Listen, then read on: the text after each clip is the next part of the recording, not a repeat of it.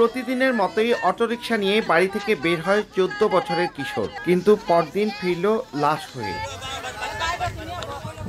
মুন্সিগঞ্জ সদর উপজেলার দক্ষিণ চরমসুরা গ্রামের বাসিন্দা কিশোর ফয়সাল ঢালী বুধবার সকালে অটোরিকশা নিয়ে বাড়ি থেকে বের হওয়ার পর বেলা 3টার দিকে পাশের গ্রাম ফুলতলায় তার অটোরিকশাটি ব্যাটারিবিহীন অবস্থায় পাওয়া যায়। কিন্তু ফয়সালকে খুঁজে না পেয়ে সদর থানায় সাধারণ ডায়েরি করে পরিবার। এক পর্যায়ে ওই দিন সন্ধ্যায় ঘটনাস্থলের পাশের জঙ্গল থেকে অটোরিকশার 4টি ব্যাটারির মধ্যে একটি ব্যাটারি পাওয়া যায়।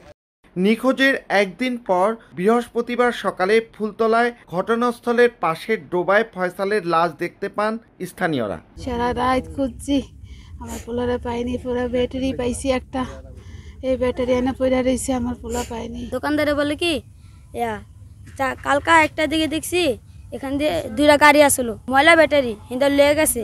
বাসা উঠছে, মানে কালো গেঞ্জি দেখা যায়, দেখার পর এই চুলও দেখা যায়। তাকায় দেখি না প্যান্ট, যখন প্যান্ট দেখছি তখন চিনতে পারছি কি আমার ছেলে। আসামির ফাঁসি চাই আমরা, আর কোনো কিছু না। ঘটনাস্থল থেকে লাশ উদ্ধার করে হাসপাতাল মর্গে পাঠায় পুলিশ। লাশ যেখানে অটো ছিল, অটোর পাশেই পানিতে লাশ ভেসে ওঠে।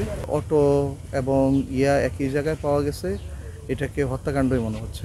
ইজি বাইক চালক আহমদ ঢালীর 3 ছেলের মধ্যে মেজো ছেলে ফয়সাল দারিদ্রতার কারণে স্কুল ছেড়ে অটোরিকশা চালাতো।